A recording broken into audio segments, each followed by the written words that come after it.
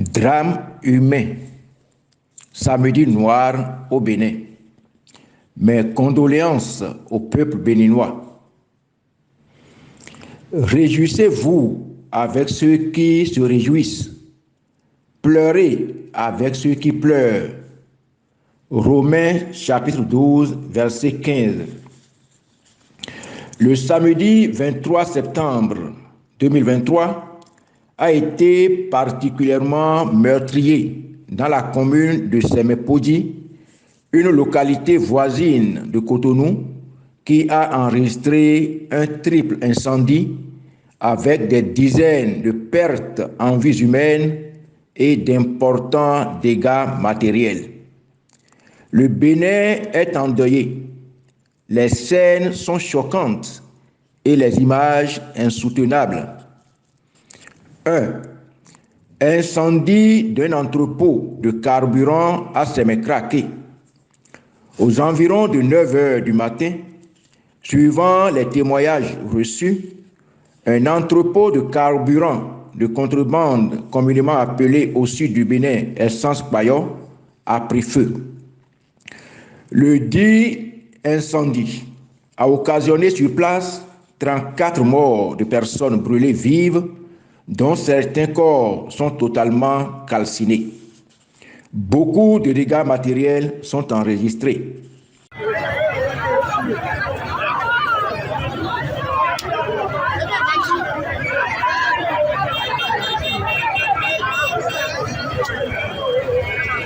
Des dizaines d'autres personnes sont gravement blessées. Au dire du ministre de la Santé et de celui de l'Intérieur, des blessés dans un état très critique en raison des degrés de brûlure du corps très élevés ont été admis dans les hôpitaux pour une prise en charge appropriée. 2. Incendie de moto à Sémé, à Gombo, sur la route de Porto-Novo. Ce même samedi, suivant une vidéo insoutenable qui circulait sur les réseaux sociaux, les commentaires des témoins en langue nationale révélaient que l'incendie a été provoqué par la collision de 2 ou 3 motos. La source de l'incendie serait également de l'essence qui aurait pris feu.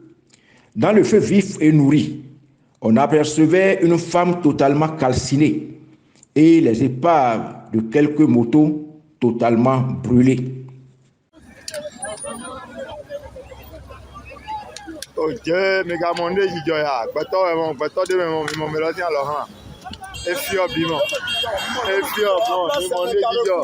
après, c'est mes carrefours.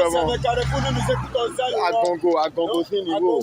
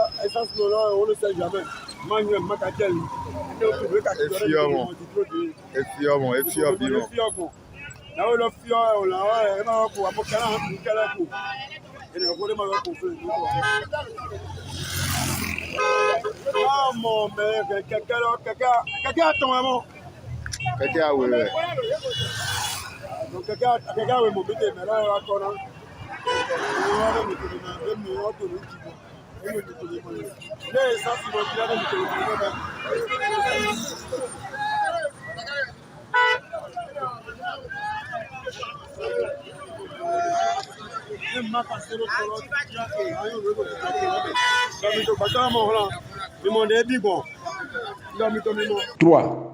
Incendie du magasin de riz à PK10. Dans l'après-midi de ce samedi 23 septembre 2023, toujours dans la commune de Sémé-Podji, un magasin de riz a pris feu.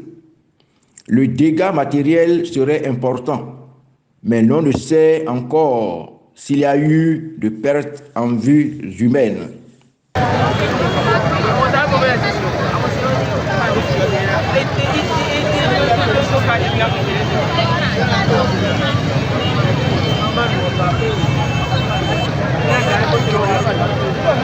Béninoises, béninois, chers compatriotes.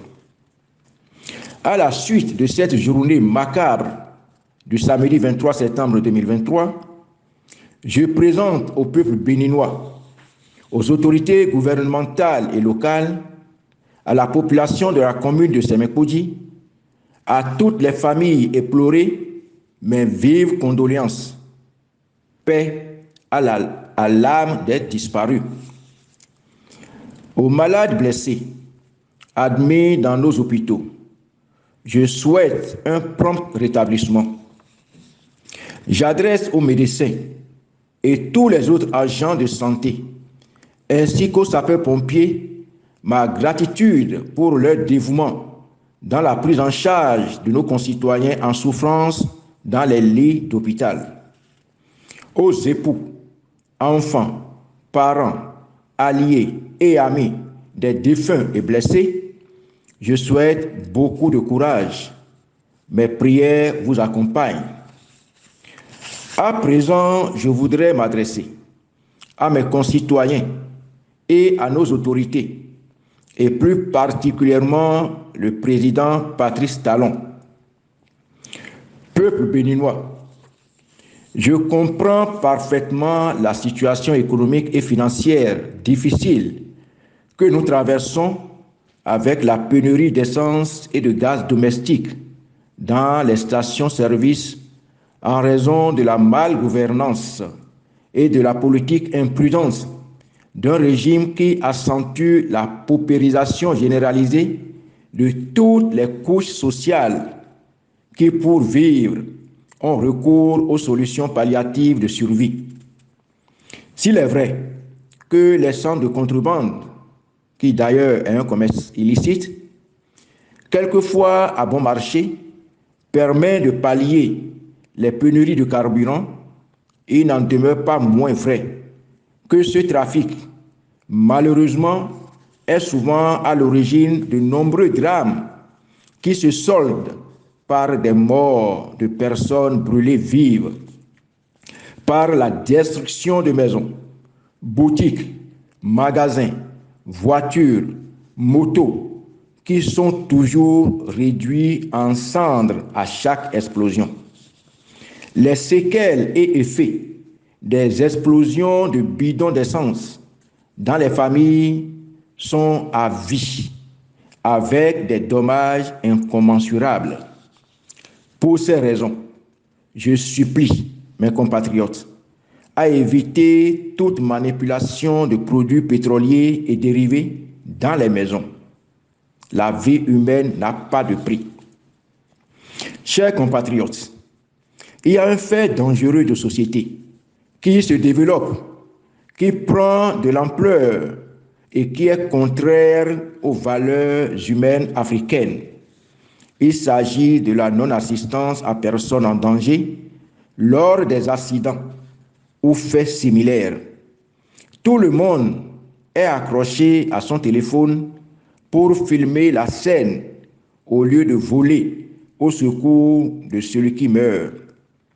Presque dans toutes les vidéos d'hier, on n'a vu personne apporter un seau d'eau pour éteindre le feu, comme cela se faisait dans nos contrées.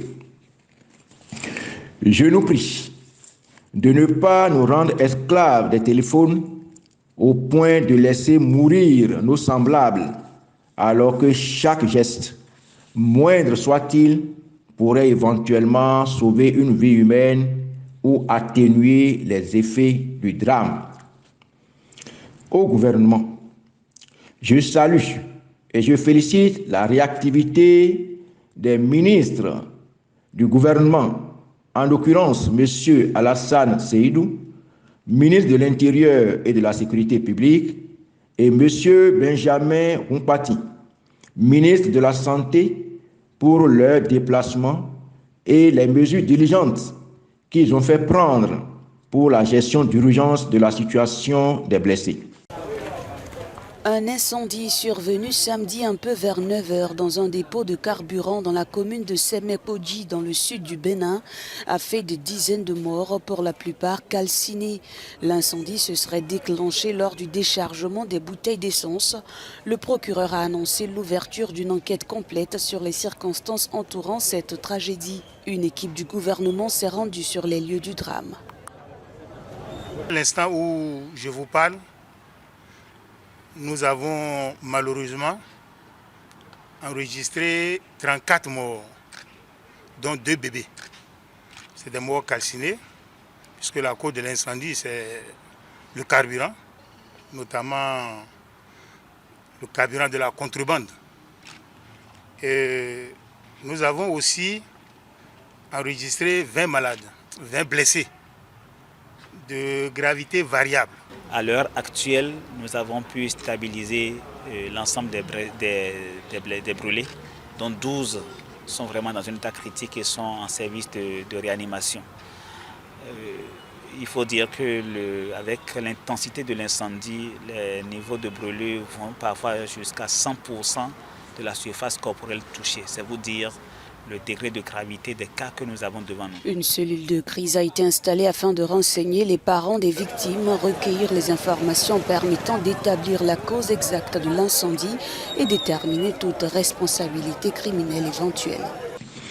Je prie néanmoins le gouvernement à poursuivre les efforts pour la prise en charge totale et intégrale des blessés jusqu'à la guérison totale et non de les abandonner à leur sort, comme ce fut le cas lors des situations similaires passées.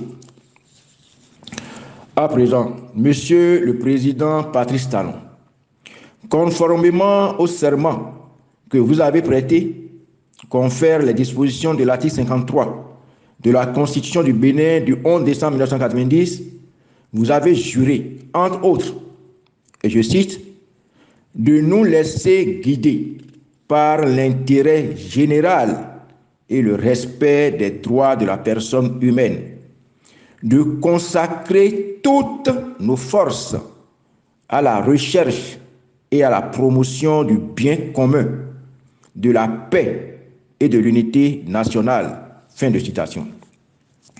Malheureusement, depuis votre accession à la magistrature suprême de notre pays, le Bénin, en 2016, je déplore, ainsi que tout le peuple béninois, votre insensibilité, votre indifférence qui frise une insouciance à tous les drames qui frappent le peuple dont vous avez la charge de conduire la destinée et le bien-être. Les événements malheureux ne sont pas l'apanage de votre régime.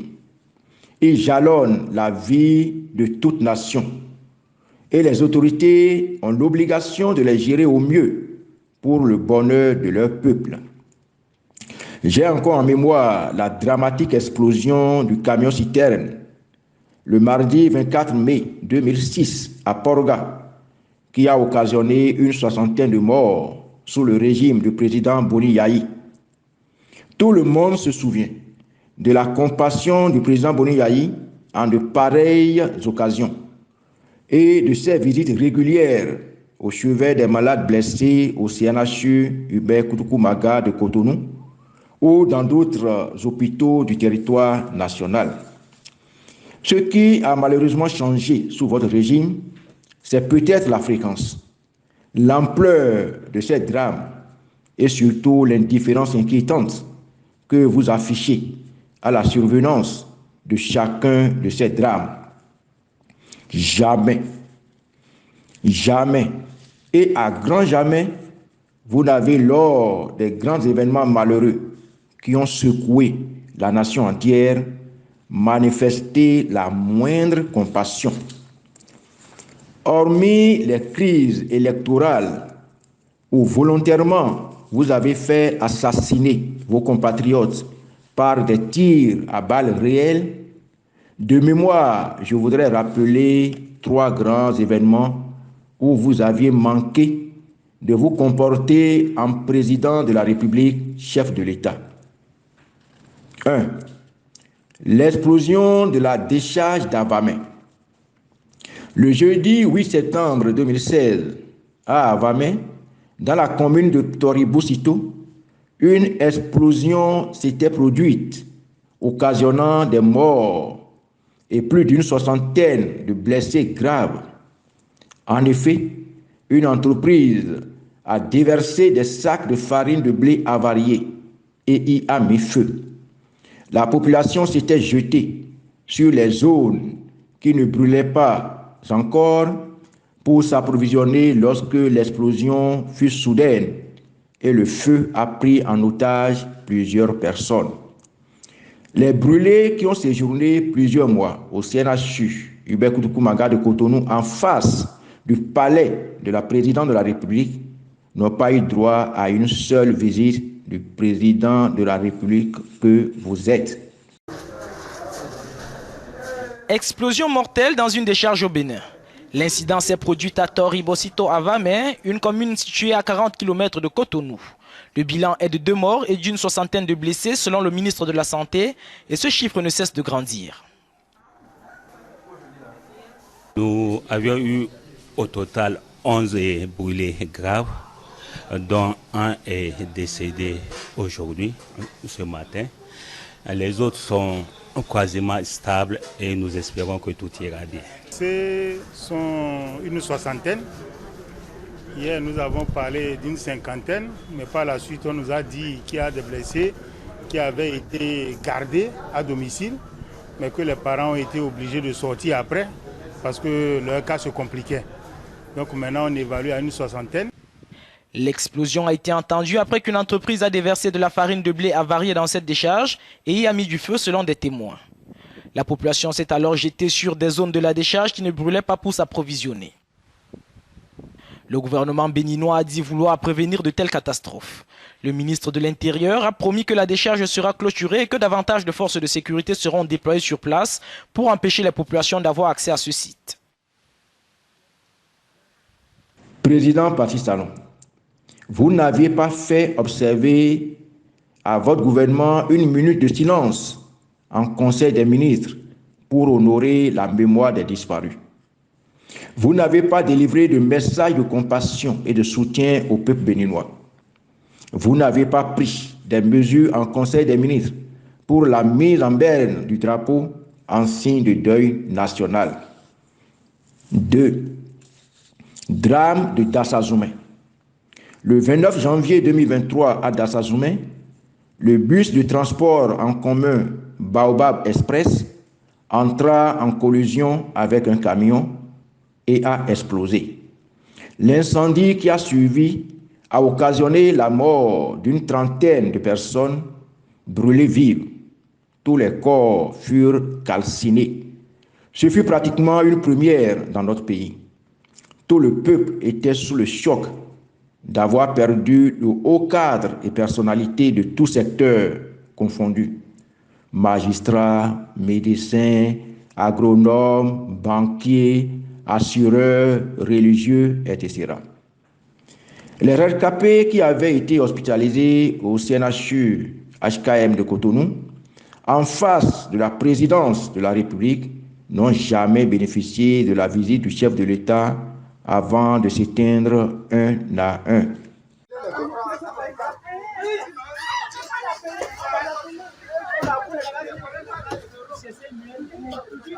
Président Patrice Talon, vous n'avez pas fait observer à votre gouvernement une minute de silence en Conseil des ministres pour honorer la mémoire des disparus. Vous n'avez pas délivré de message de compassion et de soutien au peuple béninois. Vous n'avez pas pris des mesures en Conseil des ministres pour la mise en berne du drapeau en signe de deuil national. 3. Les drames de Semepoji du samedi 23 septembre 2023. Vous avez adopté la même posture. Président Patrice Talon, vous n'avez pas jusqu'à présent convoqué un conseil extraordinaire des ministres en raison de l'importance et de l'urgence que requiert la situation. Vous n'avez pas délivré de message de compassion et de soutien au peuple béninois. Vous n'avez pas encore pris de mesures pour la mise en berne du drapeau en signe de deuil national. Monsieur le Président Patrice Talon, face à la constance de votre posture d'indifférence et d'insensibilité à la douleur et à la souffrance de votre peuple, je finis par me convaincre que le Bénin vit une profonde crise spirituelle. Je suis plus que jamais persuadé que le Bénin vit sous une alliance diabolique où des esprits maléfiques doivent régulièrement être abreuvés de sang à travers des sacrifices humains. Dans aucun pays du monde, la première autorité n'a jamais gardé un tel mutisme, une telle passivité face au drame qui frappe son pays. Même en France, pays dont vous avez déclaré ne parler que la langue et dont vous êtes proche par votre patronyme, suivant toujours vos propres déclarations, le président de la République, son gouvernement sont ébranlés et tout le nécessaire est fait chaque fois qu'un Français, bébé soit-il, pauvre ou riche soit-il, est affecté par un événement malheureux. Monsieur Patrice Talon, président de la République du Bénin, vous avez beaucoup à gagner si vous pouviez vous repentir et vous revêtir désormais du véritable manteau d'un chef d'État qui travaille et qui vit pour son peuple. Pour finir, je salue l'humilité et l'humanisme de l'ancien président de la République, Boni Yayi, qui déjà dans l'après-midi du samedi 23 septembre 2023, accompagné de quelques députés et cadres du parti politique Les Démocrates, s'était rendu sur les lieux de l'incendie pour exprimer sa compassion à la population de Sémé craquée.